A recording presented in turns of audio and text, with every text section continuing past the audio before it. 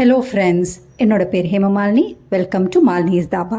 இன்றைக்கி நம்ம சேனலில் சிக்கன் மட்டனுக்கே டஃப்பு கொடுக்குற அளவுக்கு சுரக்கால எப்படி ஒரு அருமையான கிரேவி செய்கிறது தான் இந்த வீடியோவில் பார்க்க போகிறோம்.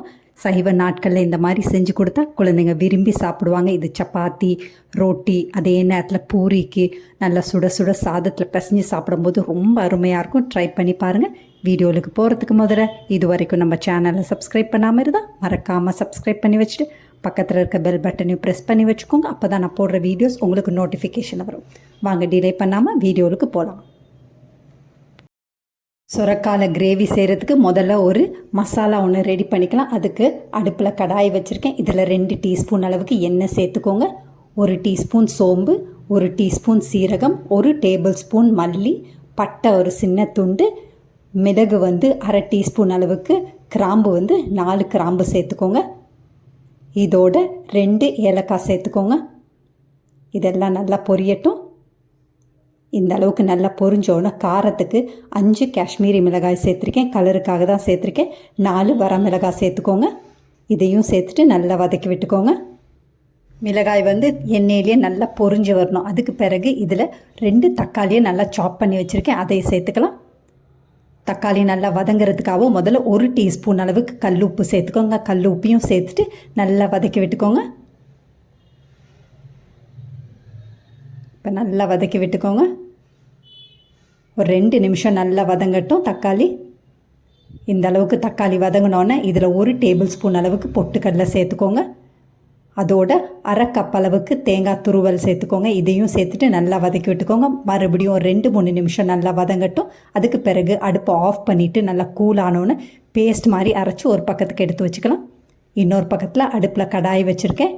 இதில் 2 டேபிள் ஸ்பூன் அளவுக்கு எண்ணெய் சேர்த்துக்கோங்க. எண்ணெய் நல்லா சூடானோன்னு கொஞ்சமாக கடுகு சேர்த்துக்கோங்க. கொஞ்சமாக கருவேப்பிலை. கடுகும் கருவேப்பிலையும் நல்லா பொரிஞ்சோன்னே 1 கப் அளவுக்கு பொடியாக நறுக்கின வெங்காயம் சேர்த்துக்கோங்க. வெங்காயத்தையும் சேர்த்துட்டு நல்லா வதக்கி விட்டுக்கோங்க. இதில் 1 டீஸ்பூன் அளவுக்கு இஞ்சி வெள்ளைப்பூண்டு பேஸ்ட் சேர்த்துக்கோங்க. அதோட 1 டீஸ்பூன் அளவுக்கு உப்பு இப்போ சேர்த்துக்கலாம். உப்பு சேர்க்குறனால வெங்காயம் அதே நேரத்தில் இஞ்சி வெள்ளைப்பூண்டு சீக்கிரம் வதங்கி வரும்.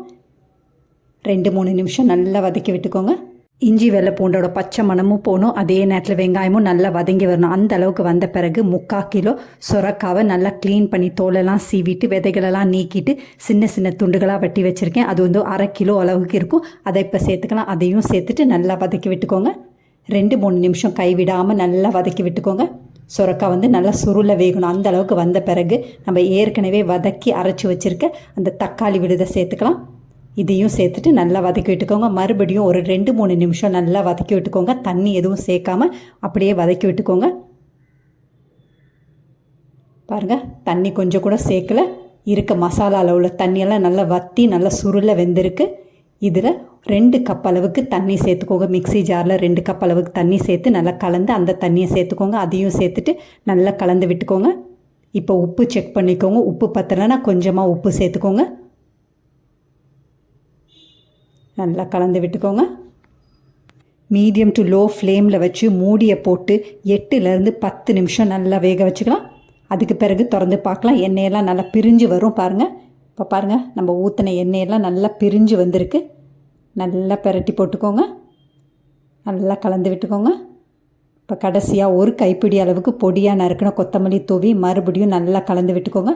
அவ்வளோதான், நம்மளோட அருமையான மட்டன் சிக்கன் சுவையில், அதாவது கிரேவி ரொம்ப அருமையாக சுரக்காவை வச்சு நம்ம ரெடி பண்ணிட்டோம். இதை நல்லா சுட சுட சாதத்தில் பிசைஞ்சு சாப்பிட்டிங்கன்னா ரொம்ப அருமையாக இருக்கும்.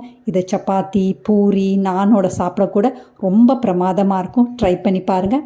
இதே மாதிரி அளவுகளோட நீங்களும் இந்த சுரக்காய் கிரேவியை செஞ்சு பார்த்துட்டு எப்படி இருக்குன்னு கமெண்ட் பண்ணுங்கள். பிடிச்சிருந்தா இந்த ரெசிபியை உங்கள் ஃபேமிலி ஃப்ரெண்ட்ஸோட ஷேர் பண்ணுங்கள், லைக் பண்ணுங்கள், சேவ் பண்ணி வச்சுக்கோங்க. இந்த மாதிரி ரெசிபிஸ் வேணும்னாலும் மறக்காமல் நம்ம சேனலை சப்ஸ்கிரைப் பண்ணி வச்சுக்கோங்க. தேங்க்ஸ் ஃபார் வாட்சிங் ஃப்ரெண்ட்ஸ்.